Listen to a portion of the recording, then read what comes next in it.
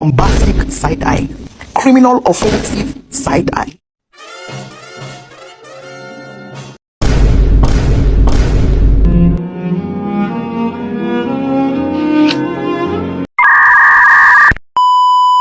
Assalamualaikum warahmatullahi wabarakatuh. Nama saya Despa Felanda, sekolah di SMA Negeri 2 Bunguran Timur, kelas 11 5. Saya di sini akan menampilkan sebuah cerita pendek untuk memenuhi nilai praktek ujian Bahasa Indonesia Guru Pengampu Ibu Kiki Setepanti. Selamat menyaksikan.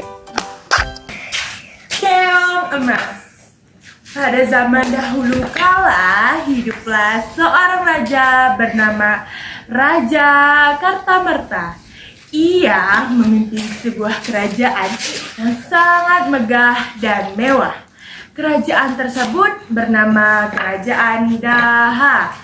Raja Kartamarta memiliki dua putri cantik bernama Chandra Kirana dan Dewi Galuh. Kehidupan mereka sangat bahagia dan berkecukupan.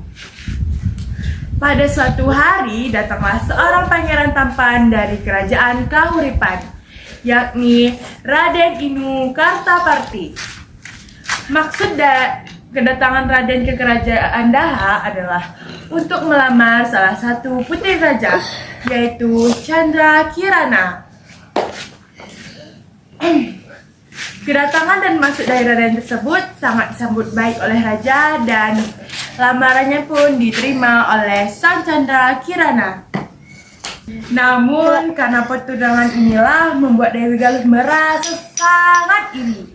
Ia merasa dirinya lah yang lebih pantas menjadi tunangan Raden Inu Kartaparti. Dari perasaan irilah berkembang menjadi perasaan benci.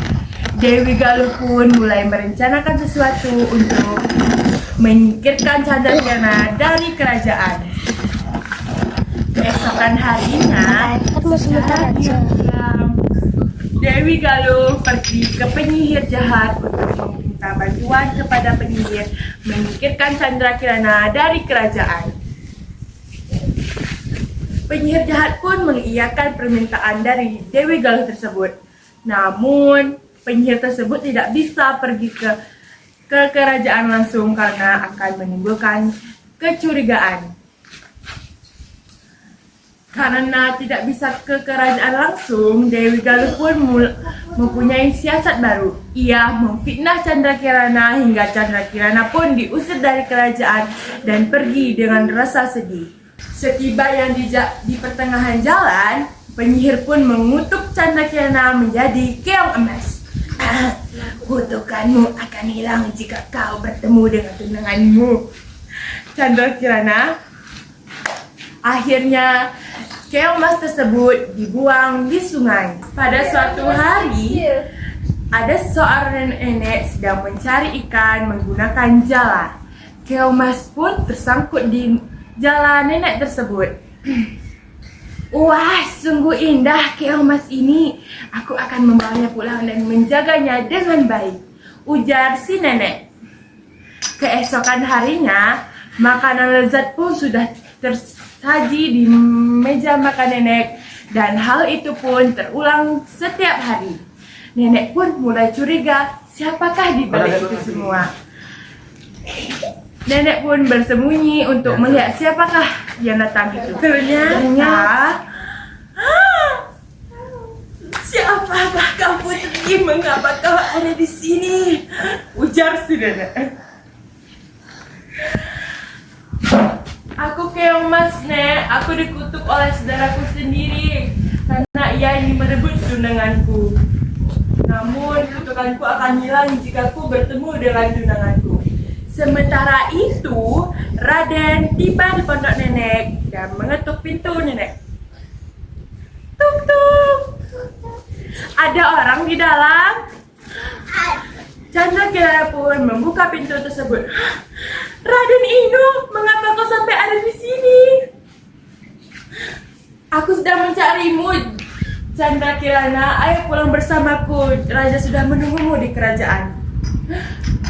Tapi bagaimana dengan nenek? Pulanglah nak, nenek bahagia jika kau bertemu dengan keluargamu, kata si Raden. Ayo Nek, ikut pulang bersama kami. Kita akan hidup bahagia di sana. Akhirnya Nenek dan Candrakira pun ikut pulang bersama Raden Inu Katapati. Dewi Galuh dihukum dan Candrakirana dan Pangeran pun hidup bahagia. Yeay!